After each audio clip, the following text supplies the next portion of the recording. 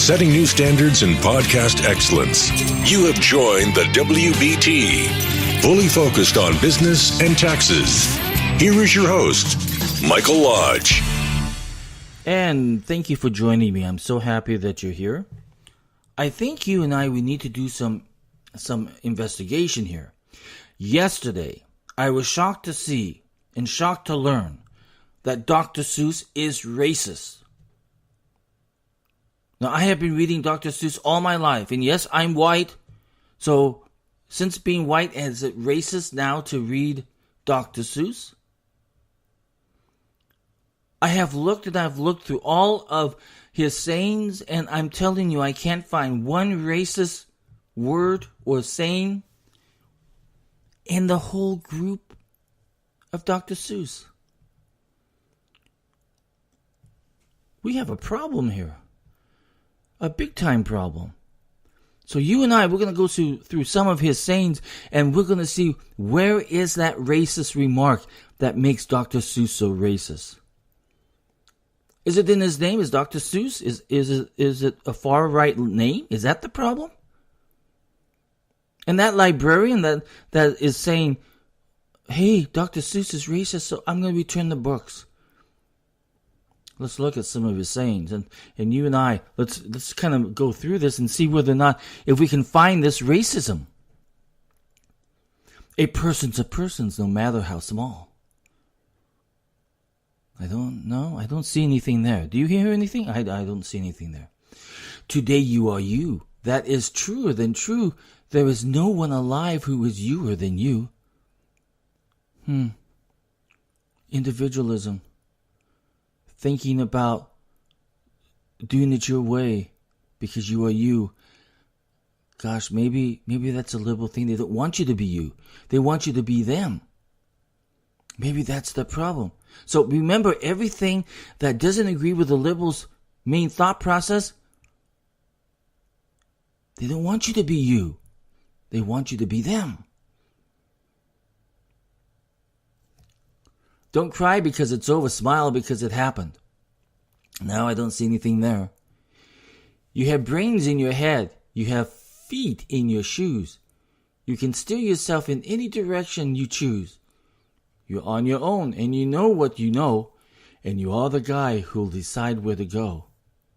My gosh, there it is again. Individualism, making your own choices.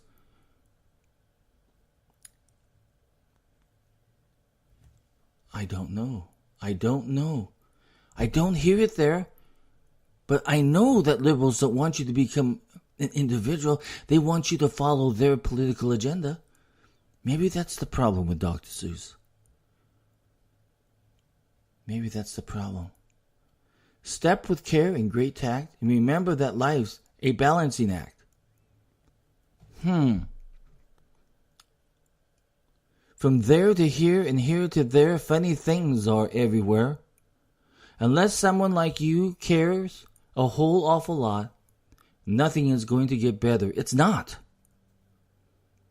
I like nonsense. It wakes up the brain cells. The left and the right, and think low and think high. Oh, the things you can think up if you only try. I now see where Michelle Obama got, when they go low, you go high, from Dr. Seuss. The left and think right, and think low and think high. Oh, the things you can think up if only you try. I now see where she got that. So if Michelle Obama got it from Dr. Seuss, then certainly it cannot be racist. Maybe Christmas, the Grinch thought, doesn't come from a store. I heard there are troubles of more than one kind. Some come from ahead and some from behind. But I've brought a big hat. I'm all ready, you see. Now my troubles are going to have troubles with me. So I'm still trying to find it here. I'm trying to find where this racist theory is, the process is, in Dr. Seuss. I don't see it. Whenever things go a bit sour in my job I'm doing, I always tell myself you can do better than this. Maybe that's it. Because liberals don't want you to do better than this. They want it to be an equal playing field. They've taken on the socialist view. And Dr. Seuss has gone against them. We've seen this so many times here where Dr. Seuss wants you to be you, where he wants you to grow up and take those steps and go forward and be independent. Maybe that's the problem why they think that Dr. Seuss is racist, because remember, if you do not agree with a liberal, you are a racist. And for those parents out there who are telling their kids, take a knee when they say the Pledge of Allegiance, to push their political agenda into a child's school is corrupt. Little children are not supposed to be politicized. This librarian politicized a child's book because of her own political views and agenda of the far left. How dare any of you to corrupt the life of a child as he's trying to grow, as he's trying to go to his b-ball games, as he's trying to go to his football games, as he's trying to go to the birthday parties of his classmates, and you're trying to make it political. How dare you try to make a child's life political?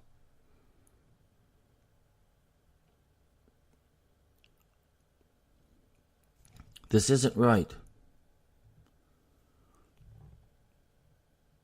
America has turned against its own America.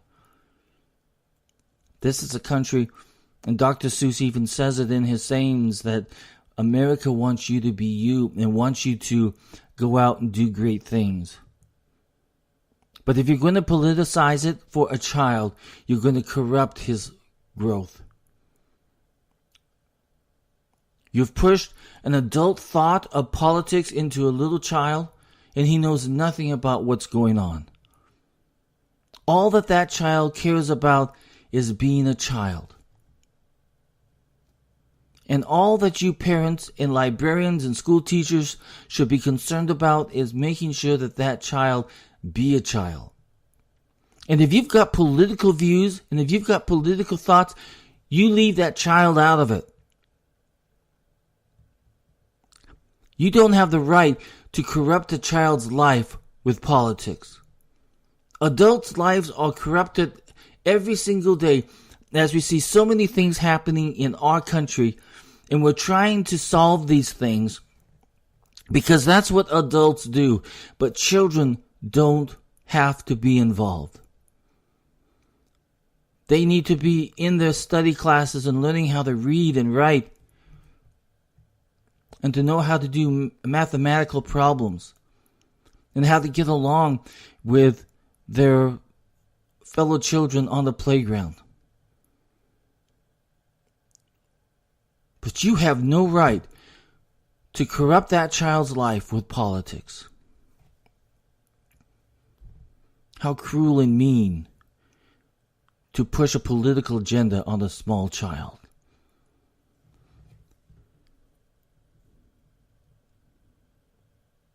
Enough is enough. Dr. Seuss is far from being a racist. All Americans are far from being racist unless the liberal who stands there and can't make an argument or a case for his own political thoughts starts calling you names, and the first name that comes out of their mouth is you're a racist. Calling fellow Americans names does not solve problems. Taking a political hate and trying to push a political agenda does not solve problems. Political agendas do not solve anything. They make more trouble than anything else. In this very thought process of taking a Dr. Seuss and saying publicly, I'm sending this back to you, Mrs. Trump, because it's racist. What she's really doing is saying, Mrs. Trump, you're a racist. how cruel, how mean, how hateful that process was to tell someone that you're a racist. And I don't want any of these books given to my children in my school because I feel you're a racist. And it has nothing to do with the book, because the book is not racist. The problem is that you have just shown what a political bigot is. A political bigot is somebody who, if you do not agree with them, will attack you.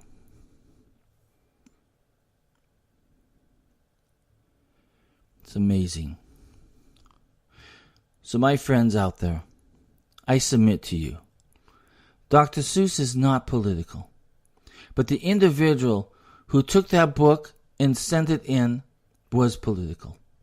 Dr. Seuss is not racist. But the individual that sent those books back is a political bigot. This has got to stop. Leave the kids alone. These books were designed for the little child to think through rhymes. The thought process was fun for little kids because it's almost like a song being sung. Correct politics has no place in a child's life. Leave it alone. Step back. Think about it. Use some common sense. Don't attack the children with the word racist attached to anything. That librarian attacked children. And she attacked the First Lady. Whether you're right or whether you're on the left, or if you're a centralist, involving politics in children's lives is no fun. It's not right. Let them grow. Let them achieve what they need to achieve. Just let them be children. This is Mike Lodge for the WBT. This is brought to you by Lodge & Co., a business and tax advisory firm where your success is our goal. Call us today toll-free at 888-681-1518 or visit us at www.lodge-co.com and learn more about what we can do for you. Lodge & Co., your source for sound business and tax services. Thank you for listening to the WBT with Michael Lodge. Join us again tomorrow as we explore more about business and taxes. Follow us on iHeartRadio and go to our podcast website at www.wbtpod.com and listen to all of our podcasts and read our blogs.